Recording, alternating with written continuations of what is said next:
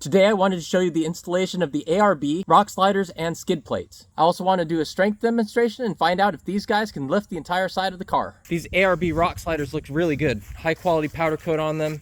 I'm going to paint them silver just because I like the look and I want it to match my paint on my car. These rock sliders look really nice with a silver coat of paint. The best way to measure the thickness of these rock sliders would be to hack this in half. Unfortunately, I'm going to have to measure where they've bent the tubing. And when they bend the tubing, the bottom here gets thicker while the top gets thinner as it gets stretched.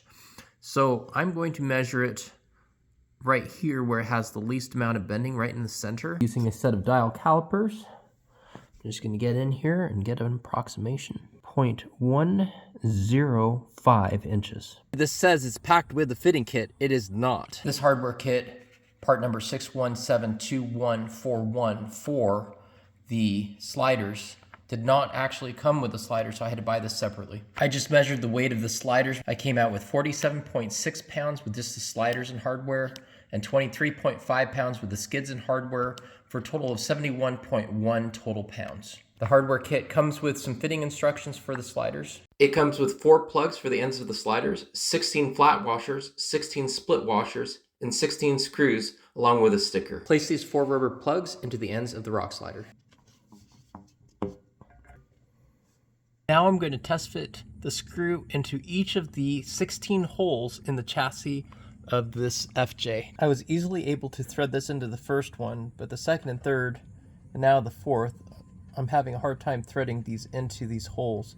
So I'm going to buy a thread cutting tool and just clean out those threads properly. The supplied screws measure out to 8 millimeters with a 1.25 millimeter pitch. I will get a tap for that particular size and run it through the frame. Here's the tap that I used. Just run these lightly into the threads until they're all cleaned out with rust and other debris. I'm now ready to put this first rock rail on. Assemble each of these screws with first the screw, then a lock washer, then this flat washer. I'm going to use a little bit of anti-seize on each of these screws. The lock washer should prevent them from backing out. It was easier to get the front bottom screw in first. You can see them right there. And then I'll work my way to the back. All 4 of these bottom screws lined up just fine. One nice thing I've noticed about this ARB kit is you don't have to relocate the brake line. All the top screws are now in as well. They all lined up nicely. I was warned on the forums that they might not, but if you start at the front, work your way back, don't tighten them down, shift everything back, and then work on the top screws. Definitely chasing those threads first with the tap is a requirement, I think, on this, especially those top screws. Otherwise they wouldn't go on quite as smoothly. You can see there's quite an angle right in front of the screw, so you have to leave this loose enough so you can get that screw started. I am going to have to use a 13 millimeter wrench on that. I recommend starting by tightening the top ones first. Don't tighten one without tightening the other in sequence. Otherwise you're going to lose clearance where that angle comes down and makes it very difficult to get a wrench on the end of that. You can always use the open-ended portion of the wrench to get it started if there's too little clearance. Otherwise, switch to this hex side. The torque value for these M8 screws is 16 foot-pounds. However, with that anti-seize lubricant on it, I need to reduce that torque by 25%. That brings me down to 12 foot-pounds.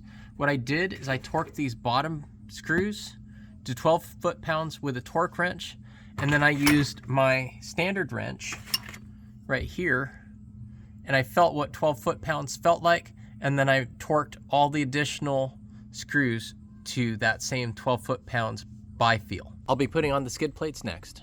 Unlike the rock sliders where the accessory pack did not come, the skid plates actually did come with the accessory pack. It comes with 24 nuts. These are actually cage nuts, 24 screws, 23 lock washers. They're missing one. This is for an M8 screw. And then 24 flat washers. In addition to missing a lock washer, at least one of these washers, these flat washers, is the wrong size, so this will not fit around the screw. So I'll have to go to the hardware store and get a lock washer and at least one of these flat washers. There are square holes in the bottom of these rock rails. Put these cage nuts in with the little spring clamp in from the top. Then we're going to screw the skid plate on from underneath. The most outboard cage nuts are a little difficult to get in, but there's a little hole on this side that you can press down and you can come in from this side and push this way to compress the little arm, and then push down through this hole. Looking under these rock rails, it becomes apparent that you really do need that skid plate. Most rock rails come with two different main bars, one that sits on the outside here and one that sits on the inside to kind of slide along. But with this, you've got these major standoffs, but no second bar. So a skid plate is going to be very helpful as far as sliding along rocks and not getting hung up. Arrange these screws with the screw head, then the lock washer, then the flat washer. I'm also going to be adding just a touch of that anti-seize again. Use a 5mm Allen wrench to snug these up. Make sure these triangle sections face down so that these drain holes can work properly. Here's the completed installation.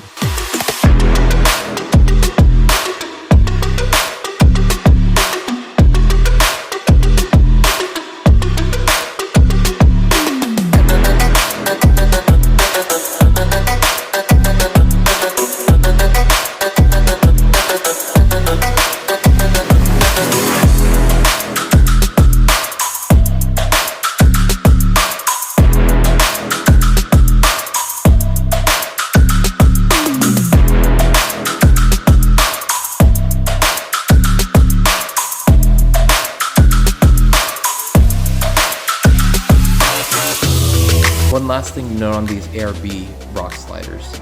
These are rated for jacking, however, you have to jack between the supports.